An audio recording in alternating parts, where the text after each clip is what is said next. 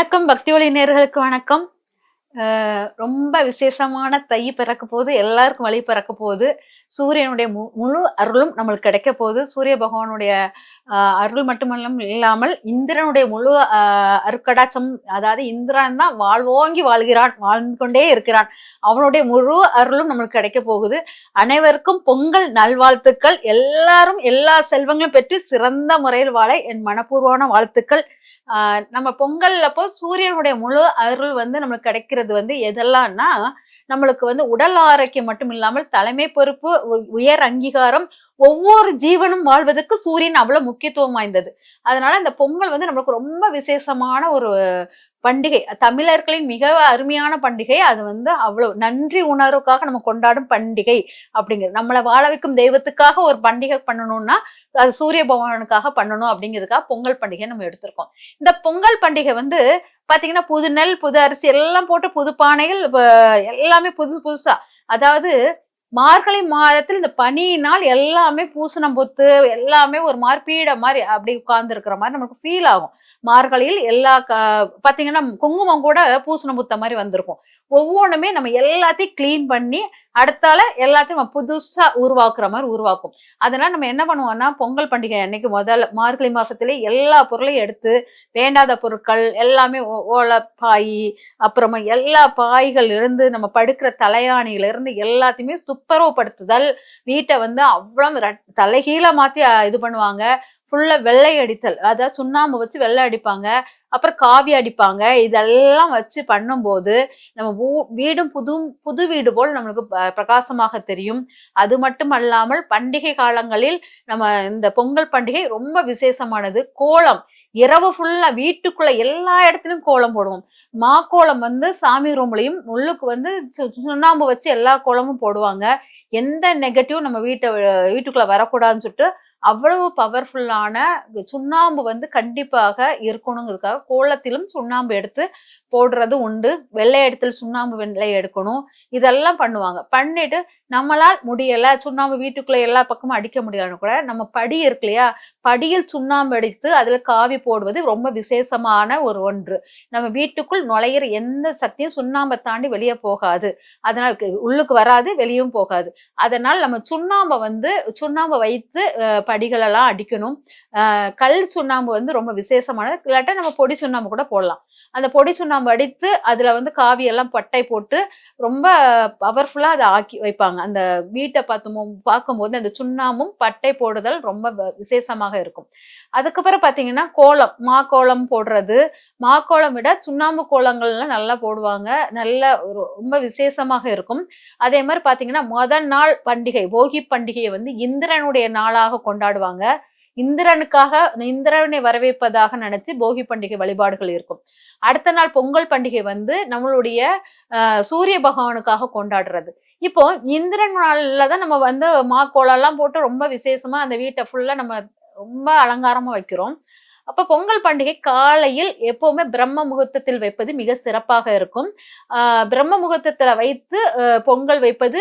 பிரம்ம முகூர்த்தம் தொடங்கும் போது பொங்கலை ஆரம்பிக்கணும். அதாவது அது பொங்கி வரும்போது சூரியன் உதயமாகிறது ஒண்ணு போல இருக்கணும். சில பேர் என்னங்க சூரியன் உதயத்துக்கு முன்னாடி பொங்கலை வச்சு முடிச்சிருந்தாங்க. எப்பவுமே சூரிய உதயம் தான் நம்மளுடைய தைப்பொங்கல் பிறப்பே இருக்கும். அதனால சூரியன் உதயமாகும் போது அந்த பொங்கல் பண்டிகை பொங்கல் பொங்குச்சுன்னா உங்களுக்கு ரொம்ப விசேஷமாக இருக்கும். ஆனா சூரியன் உதயத்துக்கு முன்னக்கூட்டியே பொங்கல் பண்டிகை பண்ணி எல்லாரும் இது பண்றது சில பேர் பண்றது சரி வராது. அதனால பொங்கல் பண்டிகை உதயத்துடன் சேர்ந்து பண்ணும்போது விசேஷமாக இருக்கும். அந்த மாதிரி பண்ணுங்க. அதுக்கப்புறம் பொங்கல் பண்டிகையில என்னன்னா சூரியனுக்கு முக்கிய பங்கு இருப்பதனால் எப்பவுமே நான் சொல்வேன், உங்களுடைய சாமி கும்பிட சூரியனுடைய ஒளி படக்கூடாது உங்க சாமி ரூமில் அப்படின்னு சொல்லியிருப்பேன். வருஷத்தில் ஒரு தடவை நம்ம சூரிய ஒளி படுற மாதிரி நம்ம பூஜைகள் பண்ணணும். எப்போ சில கோயில்கள் வருஷத்துக்கு ஒரு தடவை சூரிய ஒளி கருவறைக்குள் விழுற மாதிரி, நம்ம வீட்டுக்குள் சூரிய ஒளி வர்ற மாதிரி, நம்ம உணவுப் பொருட்களில் சூரிய ஒளி படுற மாதிரி ஒரு பூஜை பண்ணணும். அதனால நம்ம சூரிய ஒளி படுற இடத்தில் குத்து விளக்கு வைத்து, வாழை இலை போட்டு, எல்லாவித காய்கறிகளும் வைத்து, அப்புறம் பச்சரிசியுள்ள ஒரு நாளி எடுத்து அந்த நாளில பச்சரிசி நாளி வச்சு, அதுக்கப்புறம் நல்லா பாத்தீங்கன்னா மாட்டுச்சாணத்தை வைத்து பிள்ளையார் பிடித்து அந்த மாட்டுச்சாணத்தில் கணுப்பிள்ளை, அதாவது கணுக்கன் பிள்ளை அப்படிங்கிற ஒரு செடி இருக்குங்க. அந்த செடிய வந்து அந்த மாட்டுச்சாணம் இருக்குல்ல, அதுக்குள்ள சொருவி வைப்பாங்க. அந்த கணுக்கம்பிள்ளை வந்து ரொம்ப விசேஷமானதுங்க. அந்த கணுக்கம்பிள்ளை யார் வச்சு கும்பிடுறாங்களோ பிள்ளையாருக்கு, அவங்களுக்கு கடன் தொல்லை இருக்காது. குடும்பத்தில் பிரச்சனை கணவன் மனைவி பிரச்சனை டைவர்ஸ்ல வருதுல்ல, அதெல்லாம் நடக்காது. இப்ப யாருமே கணுக்கன் பிள்ளைய வந்து யாருமே பயன்பாட்டிலே இல்ல. அந்த கணுக்கன் பிள்ளை வந்து குரு காரகத்துவம், உங்களுடைய குருவின் தன்மை வந்து நெகட்டிவா இருக்குது, கடவுளுடைய சக்தி கம்மியா இருக்குன்னா கணுக்கன் பிள்ளை வந்து ரொம்ப பவர்ஃபுல்லா இருக்கும். அந்த கணுக்கன் பிள்ளைய தான் நம்ம என்ன பிள்ளையாருக்கு சாணி பிள்ளையார் வைப்போம். இந்த கணுக்கன் பிள்ளை வந்து மஞ்சள் பிள்ளையாருக்கு மேலேயே வைக்கலாம். சாணி பிள்ளையாருக்கு எங்க கிடைக்கிறது அப்படிங்கனால மஞ்சள் பிள்ளையார் பிடித்து அந்த கணுக்கன் பிள்ளைய வைத்தீங்கன்னா ரொம்ப விசேஷமாக இருக்கும். ஆனா கணுக்கன் பிள்ளையார் வைத்து வழிபாடுதல் அந்த மாதிரி வைக்கணும். அப்புறம் என்னன்னா காப்பு கட்டுதல் அப்படிங்கிறது. கணுக்கம் பிள்ளை, ஆவாரம் பூ, அதுக்கப்புறம் மா இலை, வேப்ப இலை இதெல்லாம் சேர்த்து ஒரு காப்பு கட்டுதல். அந்த மஞ்சள் இருக்கு இல்லையா, அந்த மஞ்சள் இதெல்லாம் சேர்த்து காப்பு கட்டுதல்னு சொல்லிட்டு வீட்டின் முன்னால காப்பு கட்டி வச்சிருவாங்க பொங்கலுக்கு. ஓகேங்களா? இதெல்லாம் வச்சதுக்கு அப்புறம் தான் நம்ம பொங்கப்பானை வைக்கிற முறைகள் வரும். இந்த பொங்கப்பானை வந்து கணவன் மனைவி 2 பேரும் ரொம்ப முக்கியமான பங்கு இருக்குது. பொங்கப்பானைக்கு ஒவ்வொரு பானைக்கும் ஒவ்வொரு தேங்காய் தண்ணி ஊத்தணும். அதாவது மனைவி வந்து பொங்கப்பானை பிடிச்சிருப்பாள், கணவன் வந்து அந்த தேங்காயை உடைத்து அந்த தண்ணி அதுக்குள்ள ஊத்துவான். நல்லா தெரிஞ்சுக்கோங்க, மனைவிங்கிற பானை வந்து கற்பப்பையை குறிப்பதாக இருக்கும். கணவன் வந்து அதுக்குள்ள தண்ணி ஊத்துறான். அப்பங்கும்போது ஒரு கற்பப்பைக்குள் தண்ணி விழுவது போல் அர்த்தம். இதுதான் கணவன் மனைவி ஐக்கியமான விஷயத்துக்குரியது. அதனால இந்த 2 பானையிலும் மனைவி பிடித்திருப்பால், கணவன் வந்து தேங்காவை உடைச்ச முதல் தேங்காய் தண்ணி ஊத்தணும். ஏன்னா தேங்காய் வந்து ரொம்ப சுத்தமானது, யாரும் எச்சு வைக்காது, எந்த ஒரு இதுவுமே படாம பவித்திரமான தண்ணி அந்த தேங்காய் தண்ணியில இருக்கிறதுனால முதல் தண்ணி பவித்திரமான தண்ணியாக அந்த பானைக்குள் விழணும் அப்படிங்கிறதுக்காக அந்த பானையை சுத்தப்படுத்தி மஞ்சள் குங்குமம் வச்சு நல்ல இந்த இஞ்சி மஞ்சள் இதெல்லாம் வச்சு அதுக்கு கழுத்துல கட்டி காப்பு கட்டுதல் அந்த மாதிரி கட்டிட்டு அதுல பூலாம் வச்சுட்டு அதை வந்து சுத்தி சாம்பிராணி புகை காமிச்சு சூடம் காமிச்சு எல்லாம் பண்ணிட்டு அதுக்கப்புறம் தேங்காய் உடைத்து அந்த தண்ணி அதுக்குள்ள ஊத்துவாங்க. அதுக்கப்புறம் பச்சரிசி களைந்து அந்த பச்சரிசி களைஞ்ச தண்ணியும் அதுக்குள்ள ஊத்துவாங்க. நம்ம பச்சரிசி எந்த பானைக்கு எந்த அரிசின்னு எடுத்திருப்போம் இல்லையா, அந்த தண்ணியை வந்து களைஞ்சு ஊத்திக்கிட்டே இருப்பாங்க. ஊத்திட்டு இப்படி 2 பானை வைப்போம், ஒரு பானை வைக்க மாட்டோம், இரட்டை பானைகளை வைப்போம். ஒண்ணு வெண்பொங்கல், இன்னொன்னு இந்த சக்கரை பொங்கலுக்காக வச்சிருப்போம். இந்த 2 பொங்கலுக்காகவும் பானை இரட்டை பொங்கலாக வைப்போம். இப்ப வந்து இந்த பானையை வைத்து அந்த பானைக்கு தேங்காய் தண்ணியை ஊத்திட்டு அதுக்கப்புறம் பச்சரிசி தண்ணியை ஊத்தி அடுப்பில் வைத்து அது பொங்க வைக்கிற போது பொங்கல் குழவை விடுவாங்க. அது நம்மளுக்கு இப்ப வராது.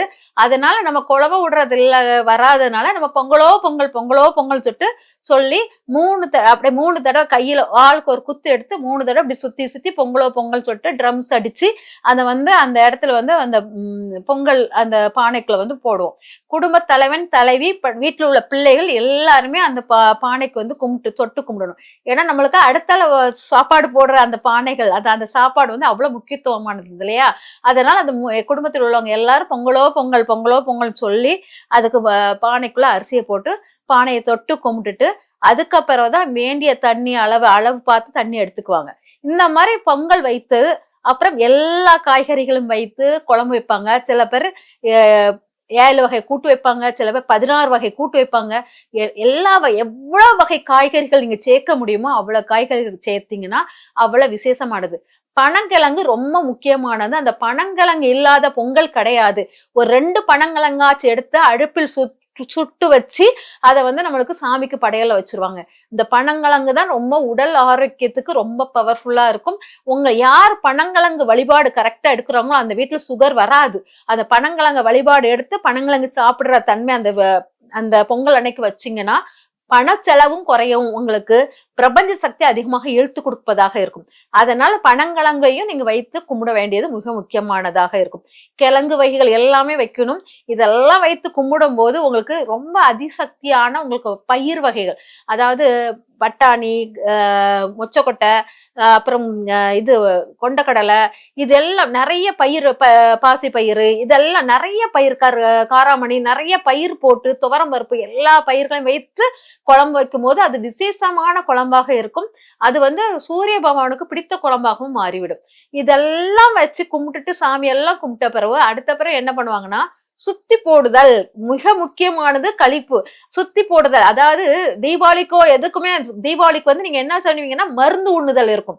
இங்க வந்து சுத்தி கண்ணுக்கு தெரியாது. இவ்வளவு நாள் உங்க கண்ணுல பீடையாக வந்த ஒரு நெகட்டிவ், அதாவது இருளில் இருந்திருக்கீங்க, அந்த இருள் இருந்து உங்களை வெளிச்சத்துக்கு கொண்டு வர்றதுக்காக அந்த சுத்தி போடுதல் ரொம்ப முக்கியமானது. அது ஒரு சொலவு எடுப்பாங்க. அந்த சொலவில் என்ன பண்ணுவாங்க, முச்சந்தி 3 சந்தி கூடுற இடத்துல இருந்து மண் எடுத்துக்குவாங்க. அந்த மண் அதுக்குள்ள போடுவாங்க. பருத்தி கொட்டை கொஞ்சம் வாங்கி வச்சுக்குவாங்க. அதுக்கப்புறம் கொஞ்சம் உப்பு, கொஞ்சம் காஞ்ச மிளகாய், வேப்ப இலை, அதுக்கப்புறம் கொஞ்சோண்டு கடுகு, அதுக்கப்புறம் பாத்தீங்கன்னா இதெல்லாம் சேர்த்து போட்டு எல்லாரையும் நிக்க வச்சு, வரிசையாக நிக்க வச்சு, அப்படி தலையில சுத்தி சுத்தி எல்லா தலைக்கும், தலையில இருந்து உச்சாங்கல் வரைக்கும் இழுத்து விட்டு சுத்தி போட்டு அதை ஃபுல்லா என்ன செய்வாங்க, எங்க பொங்கல் வச்சாங்களோ அந்த அடுப்புல போட்டு எரிப்பாங்க. எரிச்சு அது கப கப கபன்னு சவுண்ட் விட்டு வெளியே வெடிக்கும். வெடிச்ச உடனே அதை அப்படியே மூடி போட்டுருவாங்க. மூடி போட்டுட்டு மறுநாள் காலையில் அதிகாலையில் குடும்ப தலைவி யார் எந்திக்கிறதுக்கு முன்னாடி அந்த சாம்பலை அள்ளி ரோட்ல போற வழியில அப்படி போட்டுட்டே போகணும். யார் எத்தனை ஆட்கள் காலில் மிதிப்படுதோ அவ்வளவுக்குள்ள உங்களுக்கு நல்லது, திருஷ்டி, கெட்டது எல்லாம் நீங்கும். ஆனா இந்த காலத்துல வந்து இவங்க இப்படி போட்டு போறாங்களே, அவங்களுக்குள்ள நெகட்டிவ்ல நமக்கு வந்துருமே அப்படின்னு சொல்லிட்டு நிறைய பயப்படுறாங்க. அதனால நீங்க என்ன பண்ணணும்னா, லைட்டாவாச்சு கண்ணில் படாத அளவுக்கு தூவிட்டு போயிருங்க. அவ்வளவுதாங்க. இதை பண்ணிட்டாலே உங்களுக்கு இந்த பொங்கல் சமயத்தில் இருக்கிற, அதாவது மார்கழி மாதம் வரைக்கும் நம்மளுக்கு இருந்த அந்த குளிர்ல இதுல எல்லாம் இருந்த அந்த நெகட்டிவ் ஃபுல்லா இந்த பொங்கல்ல வந்து இந்த திருஷ்டி கழித்தல்ல எல்லாத்தையும் அடிபட்டு போயிருங்க. ரொம்ப பவர்ஃபுல்லான அந்த சுத்தி போடுதல் வந்து ரொம்ப விசேஷமான ஒரு இதா இருக்கும். இதையும் நீங்க பண்ணிட்டு பாத்தீங்கன்னா, அந்த மாட்டு பொங்கல் வரும். மாடுகளுக்கு வந்து கரெக்டா கரும்பு, அப்புறம் வாழை இலையில வந்து கரும்பு, வெத்தலைப்பாக்கு, பழம், அப்புறம் மாட்டுக்காக ஒரு சாதம் வச்சு, அதுக்கு அதெல்லாம் சக்கரை பொங்கல் வச்சு ஒரு சாதம் வச்சு, இல்லாட்டா பழத்துடன் சேர்ந்து ஒரு பச்சரிசியும் எல்லாம் சேர்த்து மாட்டுக்கு சொலலை வச்சு நீங்க கொடுக்கணும். தெய்வத்துக்கு கொடுக்குற மாதிரி, படையல் போடுற மாதிரி போடணும். உங்க வீட்டுல எந்த மாடு உங்க கண்ணுக்கு படுதோ அந்த மாட்டுக்கு பண்ணுங்க. இல்ல எனக்கு மாடே தெரியாது, மாடே கண்ணுல படலைன்னா உங்க வீட்டில் நந்திகேஸ்வரர் இருந்தாருன்னா அவருக்கு நல்ல பொங்கல் வச்சு அவரை வந்து வழிபாடு பண்ணி, அவர் வந்து செல்வத்துடன், அதாவது உங்க வீட்டில் உள்ள லட்சுமி, அதாவது இருக்கிற காயின்னு தங்கம் எல்லாத்துக்கும் நடுவுல அவரை உள்ளுக்கு வச்சு, அதுக்கப்புறம் அதுல பூக்கள் எல்லாம் நல்லா போட்டு அதுல வச்சு அவரை பூஜை பண்ணிட்டு அதுக்கு சக்கரை பொங்கல் எல்லாம் வச்சு வழிபாடு பண்ணீங்கன்னா அதுவும் உங்களுக்கு மாட்டு பொங்கலுக்கு நிகரானதாக மாறிவிடுங்க. அது வந்து ஏன்னா நம்மளுக்கு இவ்வளவு காலம் உழைத்திருக்கார் இல்லையா நம்மளுடைய நந்திகேஸ்வரர், அதாவது பயணத்துக்கு எல்லா விஷயத்துக்காகவும் நம்மளுக்காக ஓடி வந்துகிட்டே இருக்கிறார் இல்லையா, அவருக்கு நன்றி செலுத்தும் விதமாக இந்த மாட்டு பொங்கல் நம்ம பண்றது ரொம்ப ரொம்ப விசேஷமா இருக்கும். நான் மாடு வைக்கல, மாடு கும்பிடல அப்படின்னா கூட நந்திகேஸ்வரர் வழிபாடோட நீங்க பண்ணும்போது ரொம்ப சிறப்பாக இருக்குங்க. இது போக மாட்டு பொங்கல் முடிஞ்ச பிறகு ஈவினிங் வந்து நம்ம வீட்டு சாமியை கும்பிடுறோம். நம்ம வீட்டு சாமியை கும்பிட்ட உடனே மறுநாள் காணும் பொங்கல். காணும் பொங்கல் யாருன்னா நம்மளுடைய காக்கா, பறவைகள் எல்லாருக்கும் நன்றி தெரிவிக்க முடியாது. ஏன் காக்கா, பறவைகளுக்கெல்லாம் நன்றி தெரிவிக்கிறோம்னா, இதுகெல்லாம் எச்சங்கள் மூலமாக நிறைய விதைகளை உருவாக்கி ஒரு இடத்துல இருந்து இன்னொரு இடத்துக்கு பயிர்களை வந்து கொண்டு வந்து சேர்க்கிறது. நம்மளுக்கு விளைச்சல்களுக்கு முக்கிய பங்கான இவங்களும் நம்மளுக்கு தேவை. அதனால இந்த காக்கா, குருவிகள் எல்லா பறவைகளுக்கும் நன்றி தெரிவிக்கும் விதமாக இந்த காணும் பொங்கலை நம்ம கொண்டு வரணும். இந்த காணும் பொங்கல் நம்மளோட சொந்தக்காரங்க எல்லா பங்காளிகள் எல்லாரோடும் சேர்ந்து இந்த காணும் பொங்கல் கொண்டாடுறது ரொம்ப விசேஷமாக இருக்கும். இந்த காணும் பொங்கல் நம்ம வீட்டுக்குள்ள இருந்தா பறவைகள்லாம் வராது. வெளியில எங்கேயாச்சும் ஒரு இடத்துக்கு போயினா அங்க பறவைகள் கூட்டத்தோட சவுண்ட் ரிங்காரத்துடன் நம்ம வந்து அந்த காணும் பொங்கலை கொண்டாடும் போது ரொம்ப விசேஷமாக இருக்கும். இந்த மாதிரி இந்த பொங்கல் பண்டிகையை சிறப்பாக, ரொம்ப சிறப்பாக கொண்டாடி உங்கள் வாழ்வில் எல்லா வெற்றிகளும் உங்களை வந்து சேர வாழ்த்துகிறேன். நன்றி, வணக்கம்.